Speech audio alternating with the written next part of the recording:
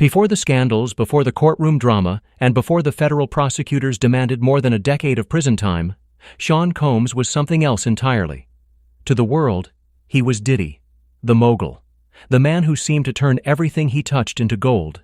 But behind every empire is an origin story, and his begins in Harlem, New York, during an era when survival demanded both grit and ambition. Sean John Combs was born on November 4, 1969. His father, Melvin Combs, was associated with the street hustling scene of the early 1970s, a world full of money, risk, and power struggles. But when Sean was just 2 years old, tragedy struck. His father was murdered in Central Park, leaving his mother, Janice, to raise him alone.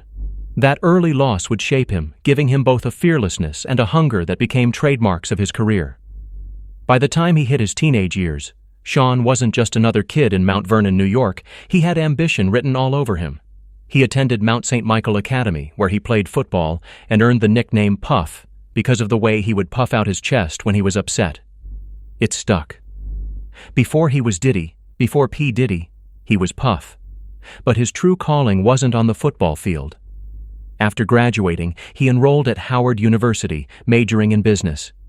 He didn't finish his degree, but Howard would become the birthplace of the Sean Combs hustle. He threw some of his first big parties there, events that drew crowds, made money, and gave him the reputation of a young man who could make things happen. By the late 1980s, Sean's relentless drive landed him an internship at Uptown Records. This wasn't just an ordinary gig.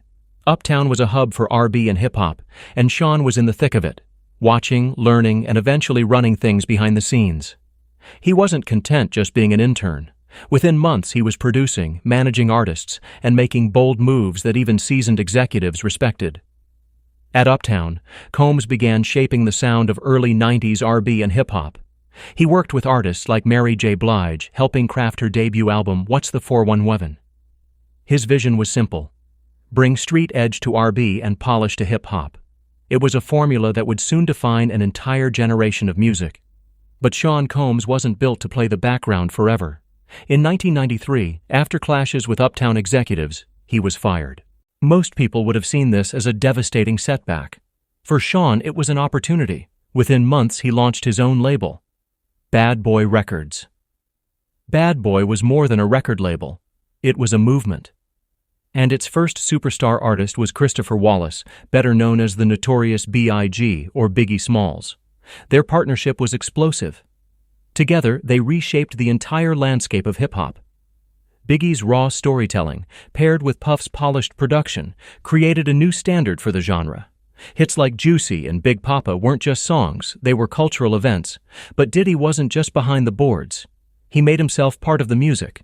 Dancing in videos, flashing champagne, wearing tailored suits, he branded himself as both an executive and a star. His famous phrase, "Can't stop, won't stop," wasn't just a tagline. It was his reality. By the mid-1990s, Bad Boy Records had grown into a powerhouse. Alongside Biggie, Puff signed acts like Faith Evans, 1-12, and Mace. The label was unstoppable, cranking out platinum records and dominating radio.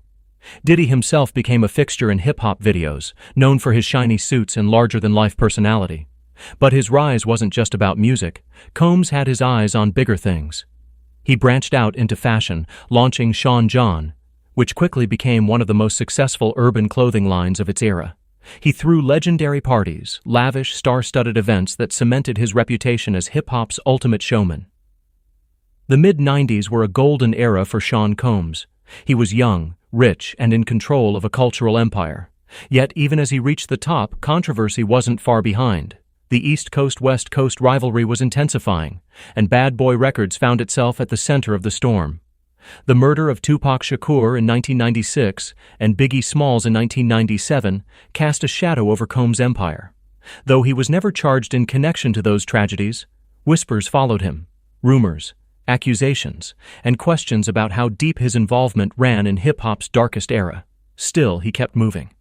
In 1997, reeling from Biggie's death, Puff Daddy released No Way Out, his debut album as a solo artist. Fueled by the tribute single I'll Be Missing You, the album became a global success, winning him a Grammy and cementing his place not just as a producer, but as a chart-topping performer. By the turn of the millennium, Diddy was everywhere. Music, fashion, TV appearances. His influence stretched far beyond hip-hop. He was hailed as one of the first hip-hop moguls, often mentioned in the same breath as names like Jay-Z and Dr. Dre. But unlike them, Diddy wasn't just building wealth. He was building an image of invincibility. To the public, it seemed like nothing could touch him, and for a while nothing did. Sean Combs had transformed himself from a kid in Harlem to a global icon. He had survived tragedy, hustled his way into the music business, and created an empire that seemed untouchable. But empires built on power and image are fragile. And while the world celebrated his rise, the cracks in the foundation were already forming. Behind the champagne, the awards, and the shiny suits were whispers of violence, controlling behavior, and darker rumors that most people didn't dare say out loud. And soon those whispers would become headlines. Because the rise of Diddy was only half the story. What came next would be a downfall so shocking that even his biggest critics couldn't have predicted it. By the late 1990s, Sean "Puff Daddy" Combs was no longer just a music producer. He was a brand. The kid from Harlem who once handed out flyers and organized college parties was now a multimillionaire, shaping culture on a global scale.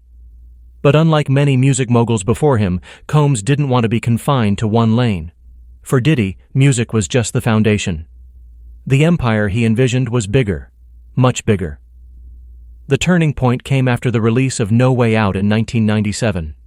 Riding high on the success of I'll Be Missing You, the tribute to Biggie that touched fans worldwide, Puff wasn't content with just chart dominance. He wanted to control every angle of entertainment, from fashion to television to nightlife. And he had the ambition, the charisma, and the connections to make it happen. One of his first moves beyond music was Sean John, the fashion label he launched in 1998. Unlike other celebrity clothing lines at the time, Sean John wasn't treated like a side hustle. Puff poured money and strategy into it, hiring serious designers, securing top-tier distribution, and marketing it with his signature flair. The brand took off, becoming a staple of early 2000s streetwear and winning the Council of Fashion Designers of America award in 2004. For years, Sean John was worn by celebrities, athletes, and everyday fans who wanted a piece of Puff's lifestyle. But clothing wasn't enough. Puff saw an opening in television and seized it. In 2002, he launched Making the Band 2 on MTV. The reality show wasn't just entertainment, it was marketing genius. Every week, viewers tuned in to watch aspiring artists fight for a spot in a group Puff would manage, giving fans an inside look at his world. His larger-than-life personality and ruthless approach to mentorship turned the show into must-see TV. It wasn't just about finding talent, it was about reinforcing his brand as hip-hop's ultimate boss. Meanwhile, his record label, Bad Boy Records, continued to dominate. Even after the devastating loss of Biggie, Puff kept the machine running. Acts like Faith Evans, 112, Mace, and later Danity Kane and Day 26 kept Bad Boy relevant. And though critics accused him of being more focused on image than artistry, there was no denying his ability to turn new talent into chart toppers. By the early 2000s, Puff Daddy had evolved into P. Diddy. The name change itself was a signal of reinvention. To his fans, it meant he wasn't just the man behind Biggie or the flashy figure in shiny suits. He was constantly transforming, adapting, and staying ahead of trends. Each new identity gave him fresh energy, keeping him in the headlines and ensuring no one could ever write him off as yesterday's news. But as Diddy's empire expanded, so did the controversies. In 1999, he faced one of the first major blows to his untouchable image, the infamous nightclub shooting in New York City. While partying with Jennifer Lopez at Club New York, a shooting broke out, leaving 3 people injured.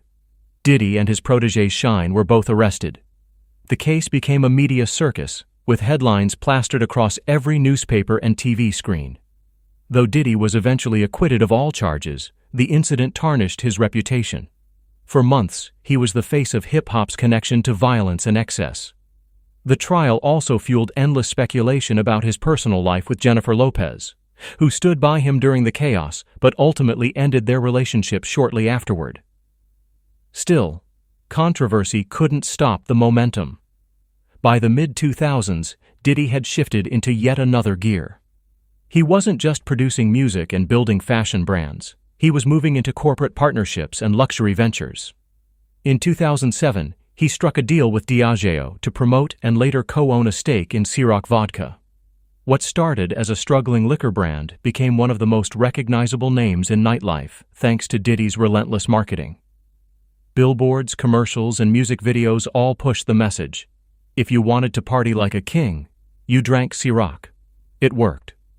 Within a few years, sales skyrocketed, making Diddy not just a cultural icon, but a legitimate business mogul, with ties to the beverage industry.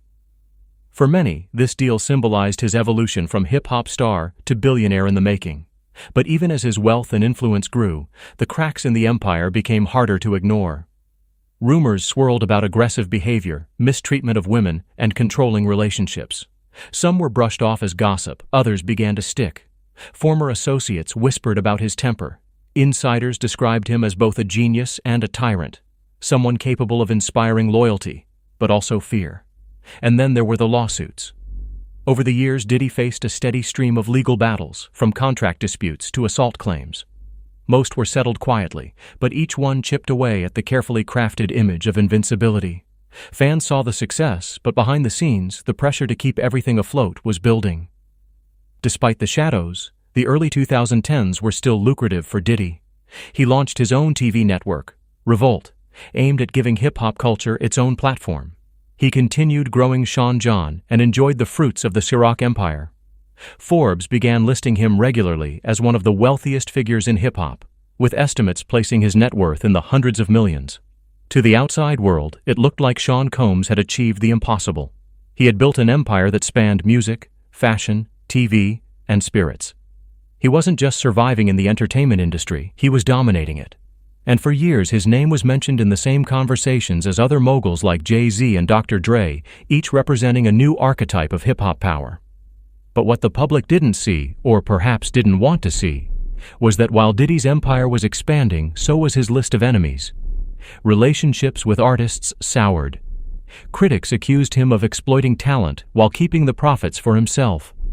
Former partners hinted at darker truths that never made it into the headlines, and the whispers of abuse that had followed him for years were beginning to grow louder. Sean Combs had built an empire so big it seemed untouchable. But history has shown us one thing: the bigger the empire, the harder the fall. And for Diddy, the cracks in his carefully constructed world were about to turn into earthquakes. Because behind the champagne bottles and luxury mansions, the shadow of scandal was getting harder to hide. And soon those shadows would explode into full-blown public battles that even a mogul like Diddy couldn't control. By the time Sean Combs rebranded himself as Diddy in the mid-2000s, he had already secured his spot as one of hip-hop's most powerful moguls. The world saw him as untouchable, a billionaire in the making with music hits, fashion success, and Ciroc flowing like water at every nightclub in America. But behind the flash and the fame, a darker picture was taking shape. Because if Diddy's public image was champagne and luxury, the private stories surrounding him were whispers of control, abuse, and manipulation. And as time went on, those whispers started turning into headlines. One of the earliest cracks in his image came from relationships, romantic and professional. His highly publicized romance with Jennifer Lopez ended shortly after the 1999 nightclub shooting scandal. While Lopez rarely spoke about the breakup at the time, industry insiders suggested that Diddy's chaotic lifestyle and constant legal troubles pushed her away. Fans saw J.Lo move on, but for Diddy, the breakup left a mark on his carefully curated, perfect couple image. Professionally, Diddy's empire wasn't as shiny behind the scenes as it looked on paper. Many artists signed to Bad Boy Records later accused him of unfair contracts and exploitation. From the LOX to Mafhe, several performers claimed that while Diddy built wealth and fame, his artists were left broke or struggling. The accusations were often brushed off in the press, but within the music industry, a reputation was forming. Diddy as a mogul who took more than he gave. Then came the lawsuits. Over the years, Combs faced a series of legal troubles that slowly chipped away at his brand. Allegations of physical altercations, violent outbursts, and misconduct seemed to follow him like a shadow. Some cases were settled quietly, others played out publicly, reinforcing the idea that behind the suits and smiles was a man with a dangerous temper. Perhaps the most damaging of these shadows was his long-term relationship with singer Cassie Ventura. The pair began dating in the mid-2000s, and for years, their relationship was portrayed as glamorous, an A-list mogul and his stunning young protege. But as time passed, rumors began to circulate that all was not as it seemed. Whispers of control, manipulation, and mistreatment followed their relationship for years. In 2023, those whispers finally erupted into a lawsuit. Cassie filed a bombshell legal complaint accusing Diddy of years of abuse, including violence, coercion, and exploitation. The case stunned the entertainment world. Though it was settled quickly, the details were so shocking that public opinion began to shift. For decades, Diddy had been seen as larger than life, almost untouchable. But Cassie's allegations cracked that armor wide open. Fans and critics alike began re-examining his past. Stories that once seemed like gossip now looked like part of a larger pattern. Industry insiders who had stayed quiet began to hint that they'd seen troubling behavior for years. And suddenly the man once hailed as hip-hop's ultimate mogul was being recast in a far darker light. But it wasn't just relationships that fueled the scandals. Diddy's own persona often brought him into controversy. Known for his extravagant parties, lavish events filled with celebrities, alcohol, and endless media coverage, his nightlife empire became the subject of countless rumors. Stories circulated about wild behavior behind closed doors, questionable dynamics, and power plays that blurred the line between entertainment and exploitation. Even as Diddy continued to appear on Forbes lists as one of hip-hop's wealthiest figures, his personal life was under increasing scrutiny. Paparazzi caught him in heated public arguments, former employees accused him of harsh treatment, and online, younger fans began revisiting old interviews and stories, piecing together a troubling narrative of a mogul who used charm and power to hide darker truths. The controversies extended beyond his personal circle. Diddy became entangled in disputes with other hip-hop heavyweights, leading to public feuds that sometimes turned ugly. Whether it was clashes with Jay-Z over business dominance or tensions with artists who left bad boy records, drama seemed to follow him. And while Diddy often played it off with charisma and sound bites, the accumulation of scandals painted him as a man always on the edge of another storm. By the late 2010s, a noticeable shift had occurred. The narrative around Diddy wasn't just about success, it was about contradictions. Yes, he was still the mogul behind Ciroc, still the name on Forbes lists, still the man throwing legendary parties. But he was also the subject of serious allegations, lawsuits, and industry gossip that wouldn't go away. And then came the raids. In 2024, federal agents carried out high-profile searches of his Los Angeles and Miami mansions as part of ongoing investigations tied to trafficking allegations. The images of authorities swarming Diddy's luxury properties went viral instantly. For fans, it was a shocking sight. The same man once seen on MTV Cribs showing off his empire, now watching it being picked apart by law enforcement. Although Diddy denied wrongdoing, the raids fueled speculation like never before. Online communities, from Reddit threads to TikTok breakdowns, analyzed every detail. Was this the beginning of the end? Was the empire built on something far darker than music and fashion? And then came the trial. In 2025, after months of speculation and explosive testimonies, Diddy was convicted on 2 counts of transportation to engage in prostitution. He was acquitted of the more serious charges of racketeering and trafficking. But the guilty verdicts were enough to rock the entertainment industry to its core. Prosecutors painted him as unrepentant, citing years of violence, intimidation, and control. It was the moment when decades of rumors, scandals, and shadows suddenly crystallized into legal reality. Sean Combs, the mogul who once seemed unstoppable, was now facing the very real possibility of spending over a decade behind bars. To his supporters, it was a shocking fall from grace. To his critics, it was a long overdue reckoning.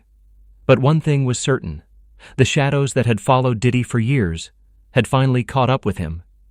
And as the world waited for his sentencing, one question lingered. Was this truly the end of Diddy's empire?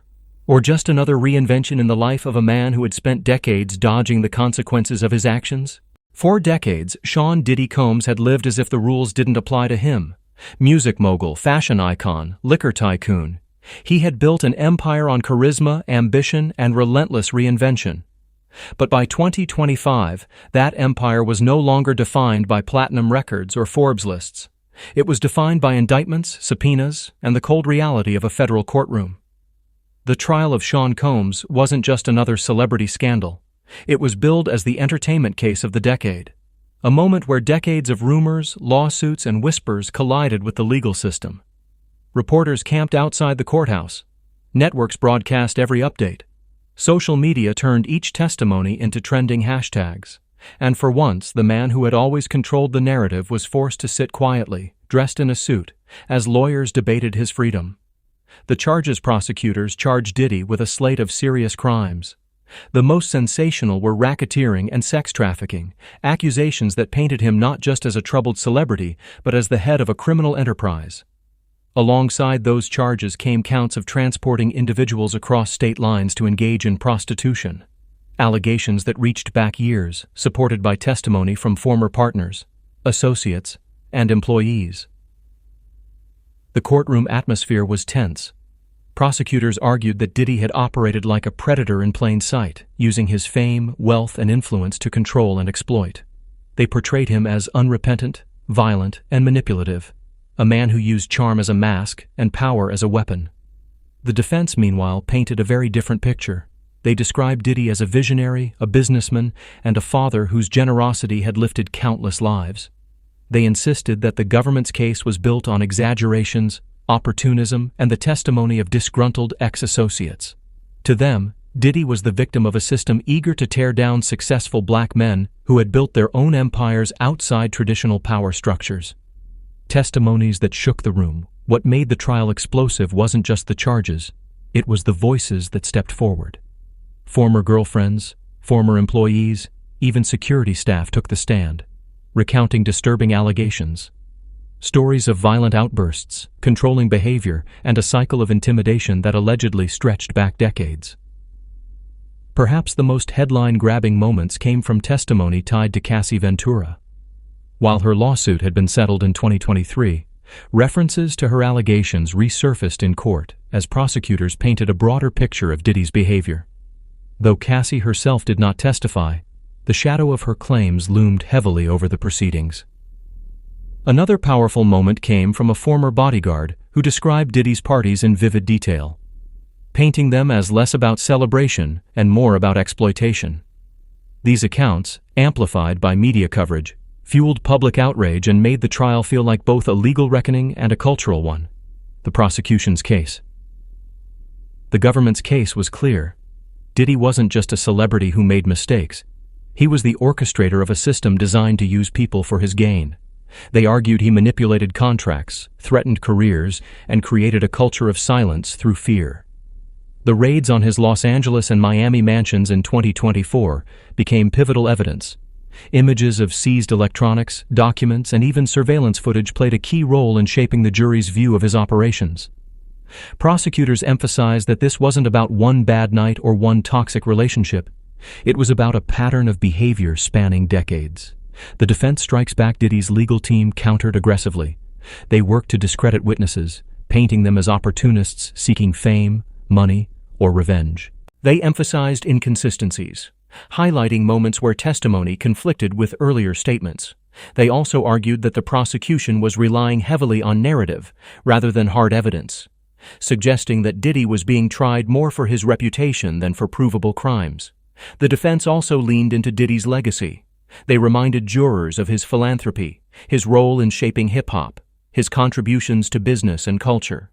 They painted him as a flawed but ultimately misunderstood man who had become an easy target because of his wealth and visibility. The verdict. After weeks of emotional testimony and heated arguments, the jury delivered a mixed verdict. Sean Combs was acquitted of racketeering and trafficking, charges that carried the heaviest penalties. But the jury did convict him on 2 counts of transporting individuals across state lines for prostitution. The moment the verdict was read, the courtroom erupted. Gasps, whispers, reporters scrambling to push breaking news alerts. Diddy sat motionless, his face unreadable. For some, the acquittals felt like a sign that the government had overreached. For others, the convictions, though narrower, were proof that even the most powerful man in the room wasn't beyond accountability. The aftermath. In the days following the verdict, the public reaction was divided. Supporters argued that the acquittals showed the government's case was weak. Critics countered that the convictions still revealed a deeply troubling pattern of exploitation. Social media became a battleground, with hashtags like justice for survivors, and free Diddy trending side by side. But beyond the online noise, the reality was clear. Sean Combs was now a convicted felon. And the question wasn't whether his reputation had been damaged.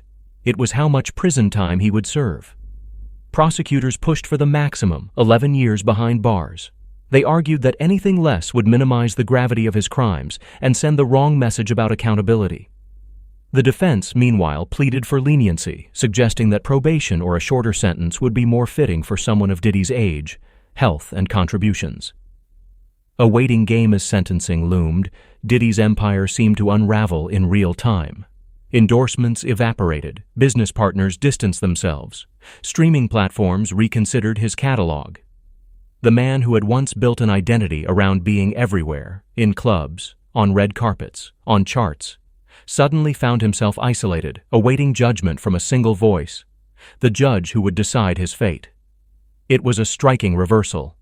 The mogul who had spent decades commanding stages and boardrooms now sat quietly, stripped of control, waiting to hear how many years of his life would be taken away.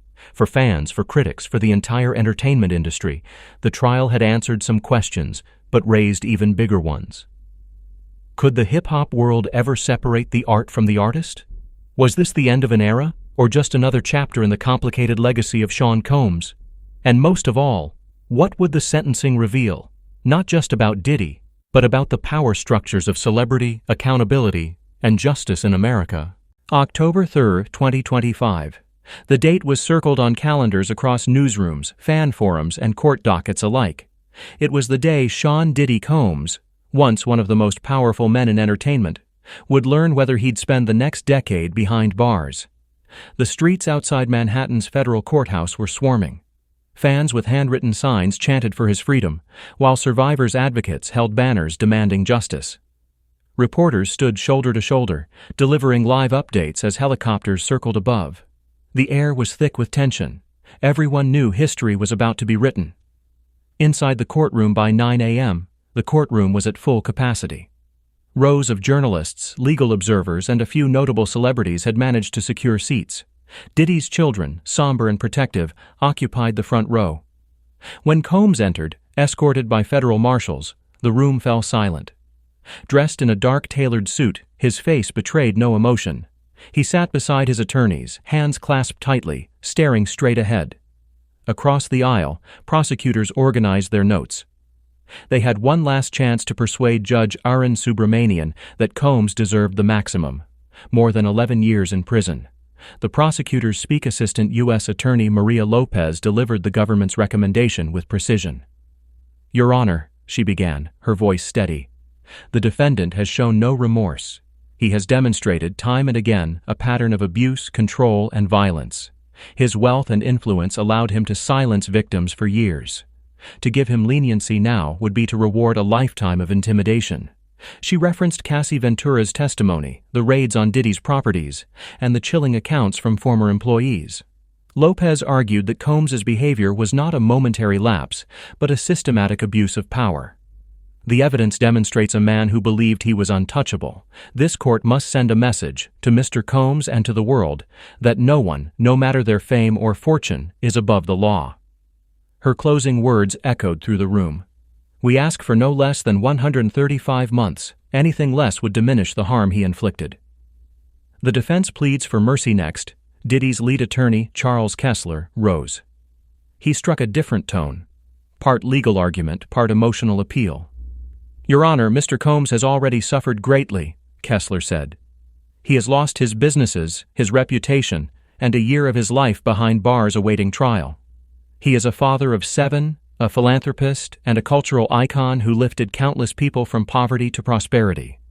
The defense painted him as a man with flaws, yes, but also someone who had made immeasurable contributions to music, fashion, and black entrepreneurship. They urged the judge to consider his age, 55, and the devastating impact a lengthy sentence would have on his children. "We are not asking for absolution," Kessler said. "We are asking for perspective. A sentence of 14 months, consistent with similar cases, is appropriate. To impose more would be cruel, unnecessary, and unjust." The victim statements. Before sentencing, Judge Subramanian allowed victim impact statements. Though Cassie Ventura herself did not appear, her written words were read aloud. Her voice, relayed through paper, was haunting. "For years I lived in fear," her statement said. "Fear of retaliation, fear of being silenced, fear that no one would believe me. Today I no longer live in that fear. I stand in my truth, and I ask this court to recognize the truth as well." This is not about vengeance, it is about accountability. Another woman who had worked in Combs's inner circle spoke in person. She described a life of manipulation, of being pushed into situations she didn't want, of watching others suffer under Diddy's control. Her voice cracked as she addressed him directly. "You took years of my life, today I take them back." The courtroom was silent, except for the sound of muffled sobs. Diddy speaks. When given the chance to speak, Sean Combs finally rose. All eyes locked on him. "I want to start by saying I am not perfect," he began, his voice low but steady. "I've made mistakes in my relationships, mistakes in my business, but I am not the monster they have painted me to be." He spoke about his children, his legacy, and his regrets. He denied exploiting anyone but admitted he had, at times, been harsh, controlling, and demanding. "I ask the court for mercy, not just for me, but for my family. I want the chance to make amends, to prove that I can be better. Please don't take the rest of my life away from me." The judge's decision, Judge Subramanian, took a long pause before delivering his ruling. The room was so quiet that even the shuffle of papers sounded like thunder. "Mr. Combs," the judge began, "you stand before this court as a man of immense talent and influence. You built an empire admired across the world. But with that influence came responsibility, and instead of using your power to uplift, you used it to exploit." He acknowledged the acquittals on the most serious charges, but stressed that the convictions still reflected grave misconduct. "Your actions were not impulsive. They were calculated, repeated, and sustained over years. And throughout this trial, you have shown little genuine remorse." He then delivered the sentence. "The court hereby sentences you to 11 years and 3 months in federal prison." The gasp that followed was audible across the room. Diddy closed his eyes, his jaw tightening, but he did not break. His children wept quietly. His attorneys scribbled notes, preparing appeals. After the Gavilanes marshals let him out, Diddy turned briefly toward his family, mouthing the words, "I love you." It was a brief moment of humanity, in a day that had otherwise been defined by judgment. Outside, chaos erupted. Protesters shouted, supporters cried foul, survivors embraced. The media scrambled to broadcast the breaking news. Sean "Diddy" Combs sentenced to 11 years in prison. The hip-hop mogul who once sang about "can't stop, won't stop" had finally been stopped by the weight of the law. A divided nation. The sentencing split public opinion even further. Some saw it as justice served, a powerful figure finally facing consequences. Others saw it as overreach, a symbol of America's obsession with tearing down its icons. But one truth was undeniable. Sean Combs's reign over pop culture was over. The empire he had built was in ruins. And as he began the long walk into his prison sentence, the world was left asking whether this was truly justice, or merely the tragic fall of yet another superstar consumed by power and excess. The gavel had fallen. The cameras had captured every second.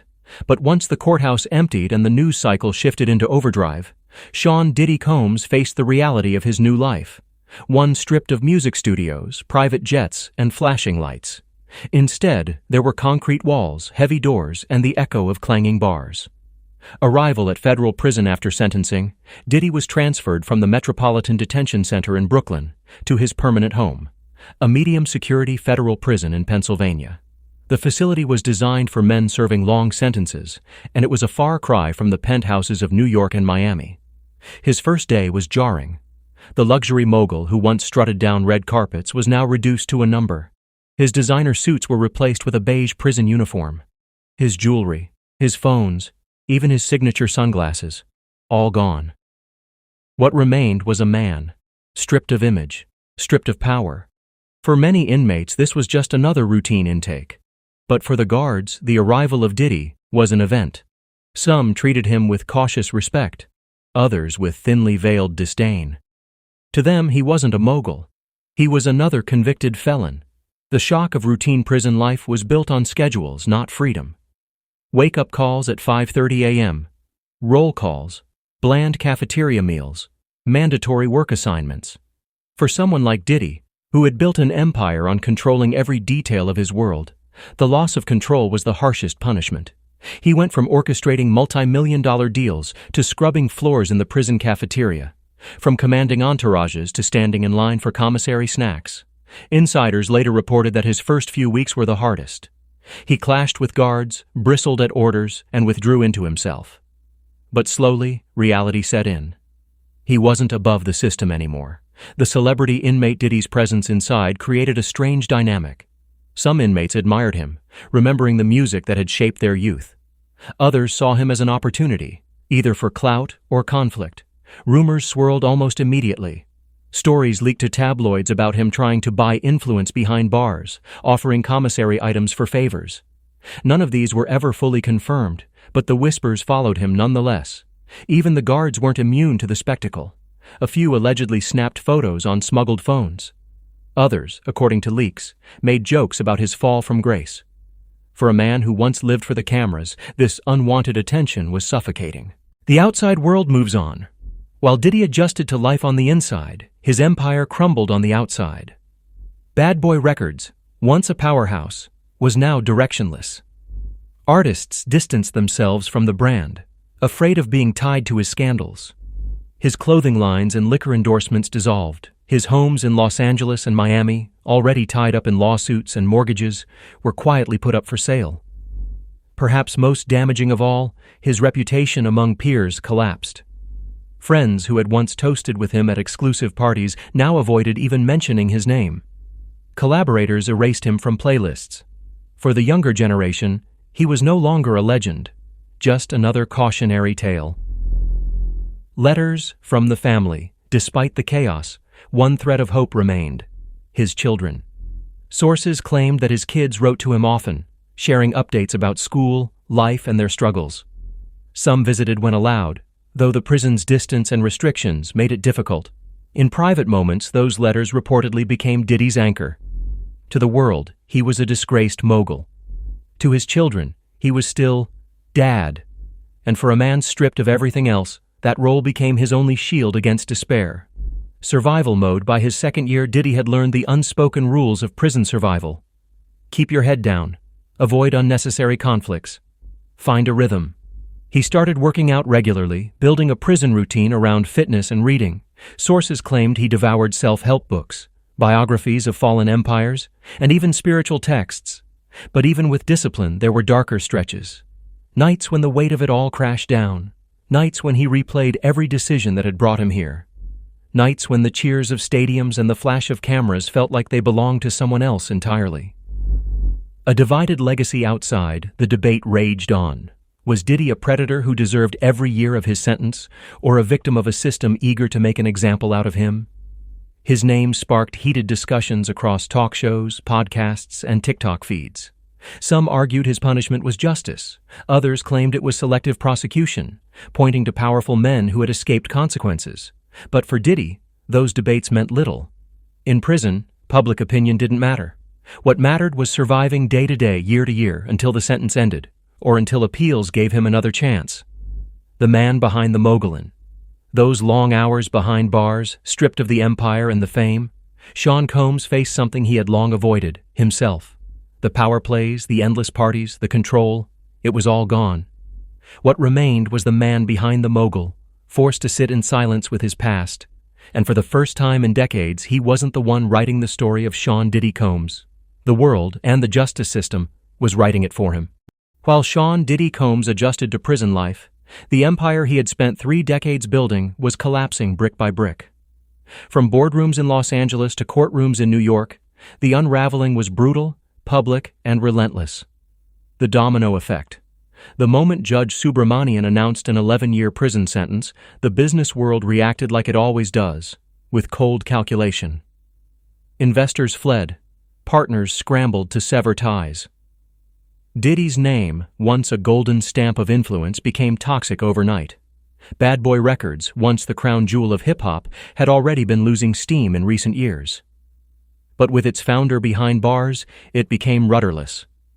Artists quietly sought new management, not wanting their careers tied to a sinking ship.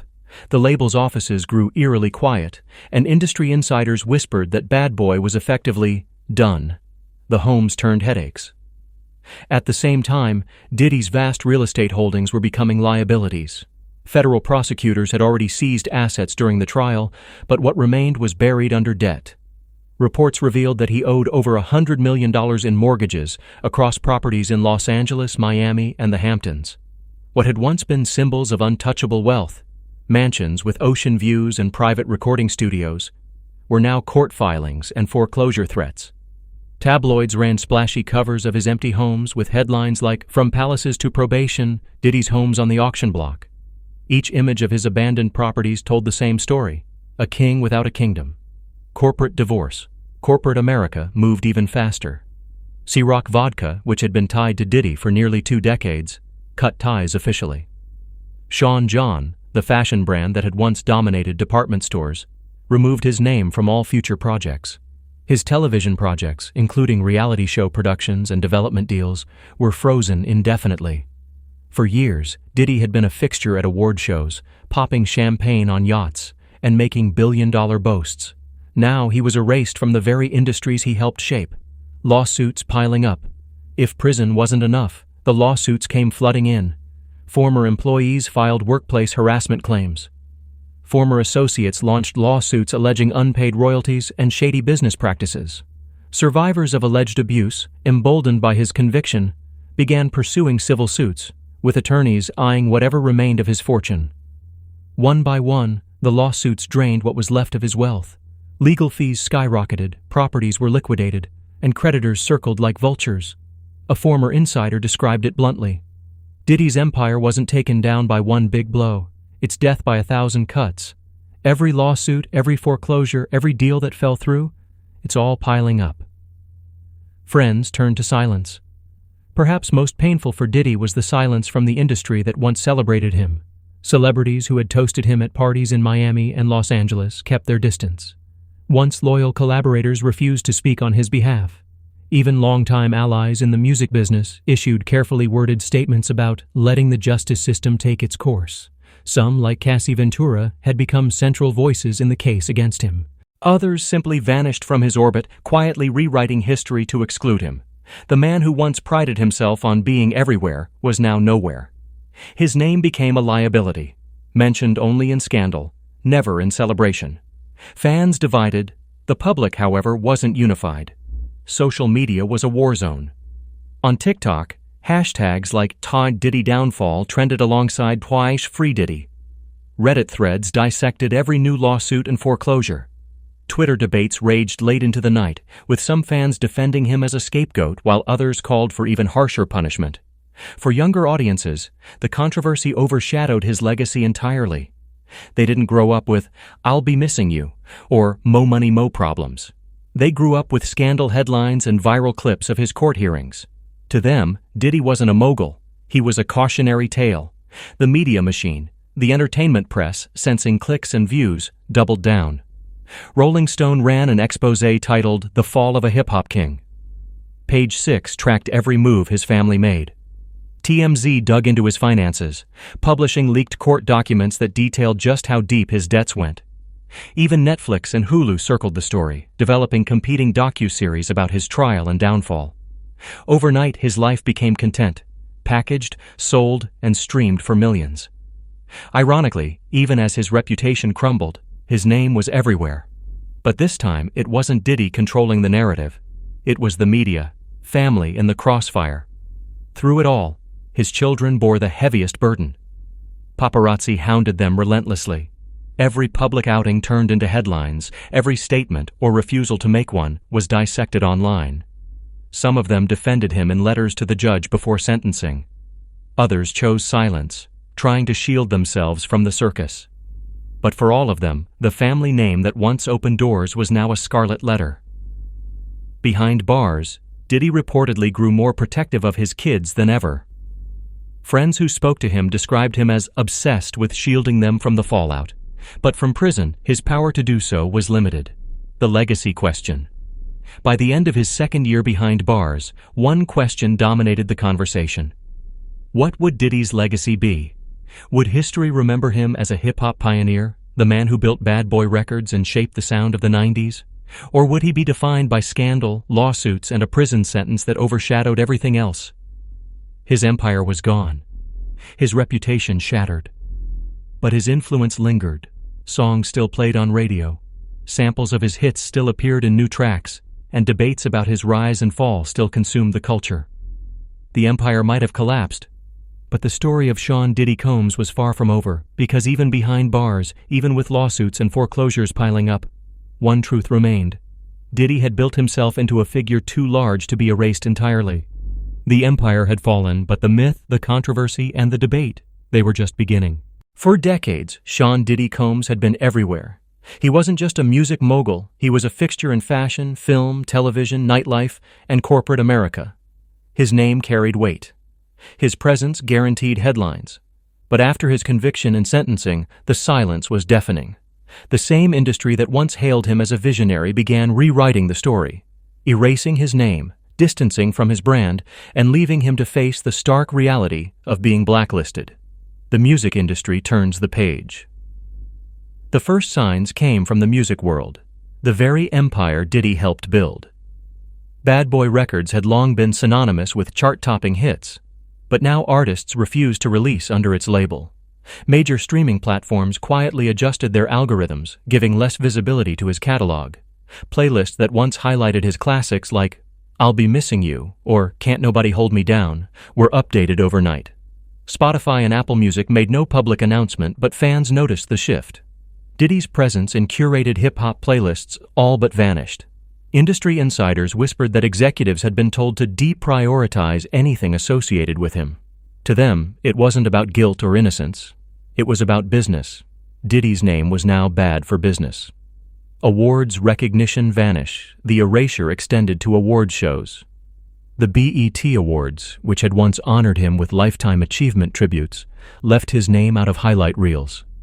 The Grammys, where he had been both a nominee and a cultural force, carefully avoided references to him in anniversary retrospectives. In Hollywood, this was nothing new. Disgraced figures had been erased from montages before. But for someone as influential as Diddy, the silence was striking. He wasn't just overlooked. He was actively scrubbed from the industry's collective memory. Collaborators distancing. Perhaps most shocking were the responses from those who had once stood beside him. Artists who had shared stages, producers who had built hits in his studios, and executives who had toasted him at industry galas all began issuing statements. Some were cautious. We stand with the victims and believe in accountability. Others were blunt. Diddy's actions don't represent hip-hop. They don't represent us. Even longtime friends stopped mentioning his name publicly. Former collaborators who owed their careers to Bad Boy quietly shifted narratives, emphasizing their own contributions and downplaying Diddy's role. It was a rewriting of history in real time. And for the man sitting in a prison cell, it was perhaps the most painful blow of all, being erased by the very people who had once called him family. Brands sever ties if music and Hollywood were rewriting the story. Corporate America slammed the door shut completely. Ciroc, the vodka brand that had been tied to Diddy's image for nearly 20 years, terminated all agreements. Sean John, once his signature clothing brand, stripped his name from its campaigns. Even Revolt TV, the network he helped create, issued a statement distancing itself from him. Within months, nearly every business tied to Diddy had cut loose. Not because they wanted to, but because they had no choice. In a world where social media outrage could destroy a brand overnight, no company could afford to be associated with him. Erased from culture. The silence spread beyond business and into culture itself. Clubs that had once played his songs as late-night anthems now avoided them. DJs reported that crowds booed when his music came on. Radio stations quietly adjusted their rotations. Even documentaries and retrospectives on the golden era of hip-hop began cutting his presence short, shifting focus to other moguls like Jay-Z or Dr. Dre. It wasn't that his contributions were forgotten. They were too massive to erase entirely. But the cultural machine was trying to bury his name under layers of silence, hoping future generations would remember the music without the man. The backlash to the blacklist, but the blackout wasn't without controversy. On social media, debates raged. Some fans argued that Diddy's contributions to music and culture were too important to erase. Others claimed the erasure was justified, part of a reckoning for years of unchecked abuse. Hashtags like Nosh Erase Diddy clashed with Nosh Respect the Legacy on TikTok and Twitter. Comment sections turned into battlegrounds, with fans and critics fighting over whether separating the art from the artist was possible. Even within hip-hop, the debate ran deep. Some rappers condemned him publicly, others stayed quiet, but privately admitted they felt uneasy about erasing one of the culture's architects. The result was a divided landscape, one half determined to bury him, the other unwilling to let go of his impact. Silence. From the cell behind bars, Diddy heard about the blacklist through visitors, through letters, through whispers from guards and fellow inmates. The man who once orchestrated headlines now had no control over his narrative. Every story about him was being written without his input. Every tribute to hip-hop history was happening without his name. For a man who had built his career on visibility, attention, and dominance, the silence was worse than the prison sentence. Fame had been his currency, and now it was bankrupt. A question. With no answer, by year 3 of his sentence, one question lingered in the air. Could Sean Diddy Combs ever come back? The industry blacklist was near total. Hollywood, music, brands, and culture had moved on. Yet scandals have a strange way of fading with time, and the public has a short memory. Some whispered that in 10 years, when he was free, there might still be an opening for redemption, but others insisted the silence would last forever. That the industry had spoken, that this was the final chapter in his career. For now, Diddy remained a ghost in the world he once dominated, erased, blacklisted, and silenced. His empire had crumbled, his allies had vanished, and his name, once shouted in stadiums and clubs across the world, was now whispered only in courtrooms and controversy. The question wasn't just whether Diddy could ever come back. The question was whether the world would ever want him back. When Sean Diddy Combs entered prison, the world saw the fall of a music mogul. But behind the headlines and sentencing memos, a more personal tragedy was unfolding: the collapse of his family unit. Diddy had always projected himself as a devoted father, the glue holding together a sprawling, unconventional family. He had 6 children with 3 different women, and though the dynamics weren't traditional, he cultivated an image of unity. Holidays, birthdays, and public appearances often featured his children at his side, smiling as he played the role of patriarch. But after the guilty verdict and the sentencing request for more than 11 years in prison, the cracks began to show.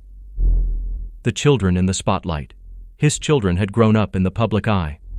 From Justin Combs, his eldest son, who had been known for his football career at UCLA, to Christian King Combs, who had followed in his father's footsteps into music. Each had a unique relationship with fame. In the aftermath of Diddy's conviction, the spotlight turned harsh. Every move the children made was dissected by tabloids. If they went to a party, it was spun as ignoring their father's downfall. If they posted something cryptic on Instagram, it was interpreted as a coded message about him. The scrutiny was relentless. Paparazzi, who once photographed them as the glamorous offspring of hip-hop royalty, now hounded them for reactions to their father's disgrace. Cassie's Shadow One name kept resurfacing in the media storm: Cassie Ventura. The singer and model, who had once been Diddy's longtime partner, had testified in his trial. Her allegations of abuse were a turning point in how the public viewed him. Cassie's bravery in speaking out not only damaged his defense, it reshaped his legacy. For Diddy's children, this was particularly complicated. Cassie had once been part of their household, a constant presence in their lives. Some still cared for her. Others harbored resentment, blaming her for accelerating their father's downfall. Family insiders whispered that the children were divided over how to feel about Cassie. Was she an enemy or a survivor who had simply told the truth? Kim Porter's absence. The fracture was made even sharper by the absence of Kim Porter, Diddy's ex-partner and the mother of 3 of his children. Kim had tragically passed away in 2018, but her presence loomed large over the family. Friends close to the family often said, if Kim were still alive, this would be different. She had been the stabilizing force, the one who could have guided the children through the storm. Without her, the family seemed adrift, trying to navigate chaos without its anchor. Letters to the judge. During sentencing, Diddy's legal team submitted letters from his children, pleading for leniency.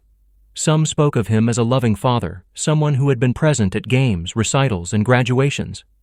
Others described how much they relied on him emotionally and financially. The defense hoped these letters would sway the judge into considering a lighter sentence, but prosecutors dismissed them as irrelevant. In their view, Diddy's role as a father couldn't erase the harm he had inflicted on others. For the children, it was crushing. They had put their hearts on paper, only to see their words brushed aside in a courtroom that viewed him as unrepentant. The public divide fans and the media also had opinions about the children. Some showed sympathy, insisting they were innocent victims of their father's sins. Others were less forgiving, accusing them of defending him instead of acknowledging his wrongs. Christian Combs, who had just begun to build momentum in his rap career, found himself stuck in a difficult position.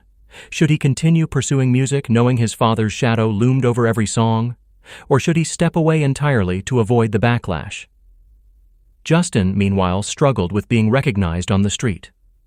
"You're Diddy's son," strangers would say, not as a compliment but as a reminder of the scandal. Behind closed doors inside the family home, the fractures were even more painful. Arguments broke out between siblings. Some felt they needed to protect their father's legacy. Others wanted to distance themselves to preserve their own futures. Friends close to the family described long, tearful nights. The children loved their father, but they also couldn't deny the evidence that had been presented in court. They were stuck between loyalty and truth, a torment no child should have to face. And in the middle of it all was Diddy himself, calling from prison phones. He told them to stay strong, to ignore the press, to remember family above all. But his words, once commanding, now carried less weight. The empire he had built was gone, and his role as father was reduced to muffled conversations behind a glass partition.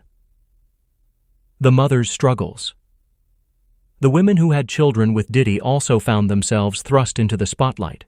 They were asked to comment, pressured to pick sides, and judged on how they responded. Some remained fiercely protective of their children's privacy.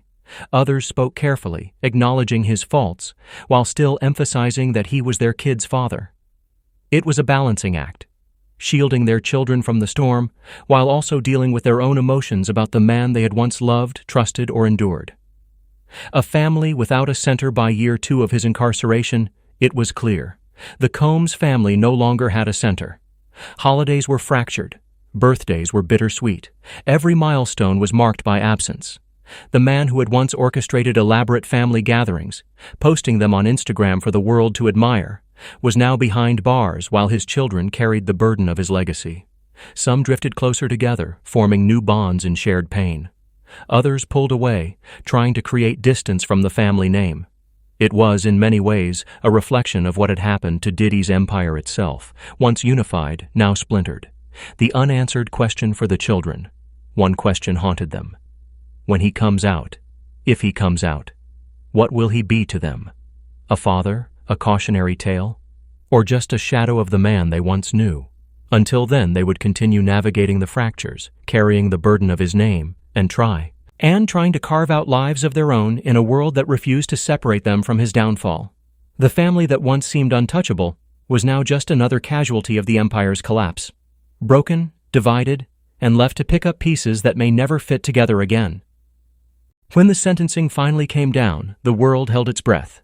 Sean Diddy Combs, once a global icon of wealth, ambition, and musical genius, was no longer just a mogul. He was a convict, a cautionary tale of how far a man can fall when power and control overtake humanity. The sentence of more than a decade behind bars marked the end of an era, not just for Diddy, but for hip-hop culture as a whole. The man who had once redefined the sound of the 90s, who turned artists like the notorious B.I.G. into legends, who built Bad Boy Records into a powerhouse, was now remembered for courtrooms, scandals, and headlines about violence and abuse. And yet, the question lingered. What is Diddy's legacy now? The cultural titan. No matter what the courts decided, no one could erase what he had accomplished. In the 1990s and early 2000s, Diddy was untouchable. He was more than a producer, he was a cultural force. He changed the way hip-hop was marketed, turning artists into brands and music into lifestyle.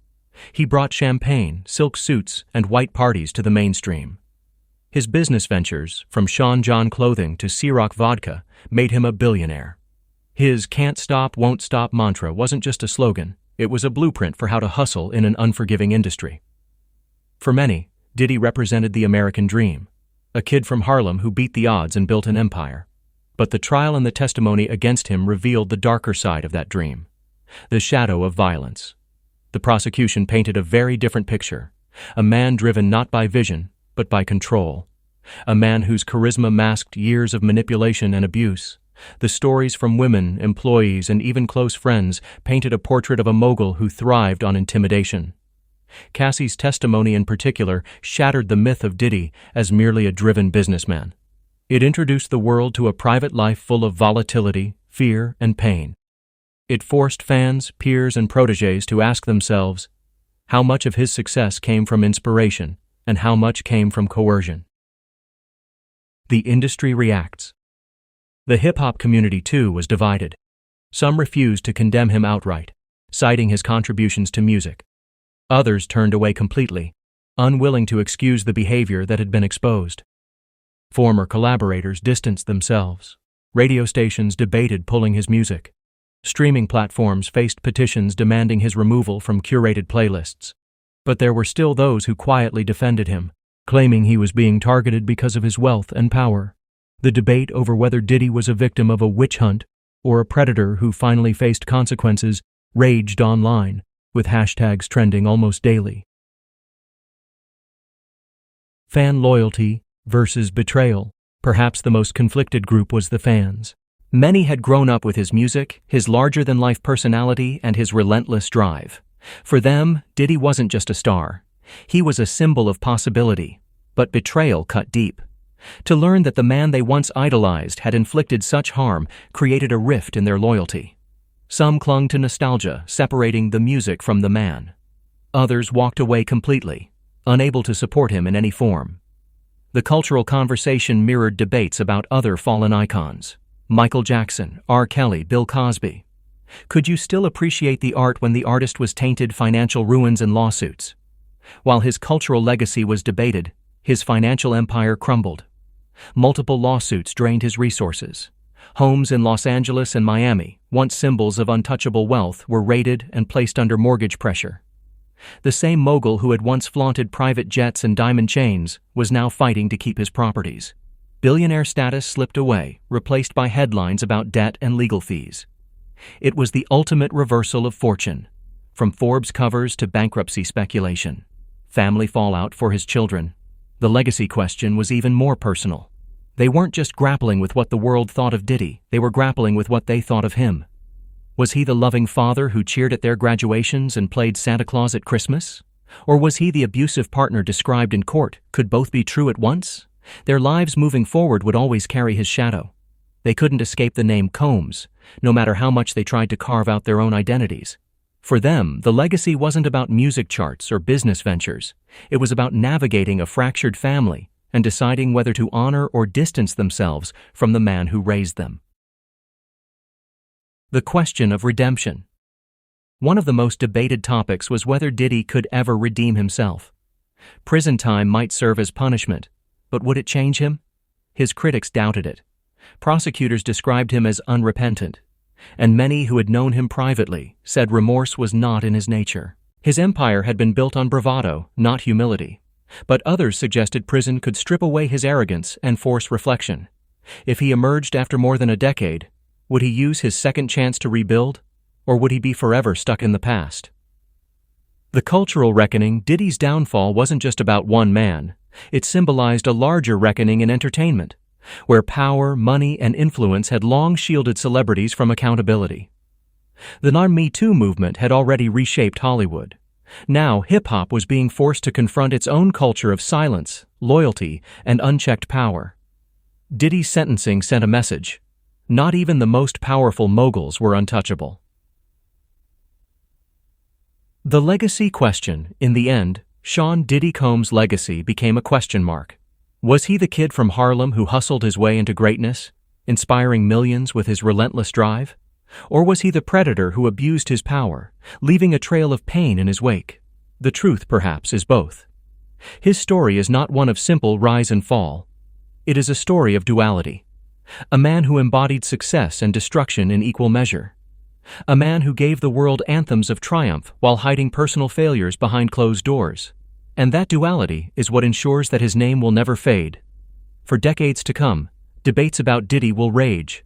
Should he be remembered as a legend or as a cautionary tale? The answer may lie not in what he accomplished, but in the lives he touched, both positively and negatively. Because in the end, a legacy is not just about music or money. It's about the mark you leave on people. And Sean Diddy Combs's mark, for better or worse, is one the world will never forget.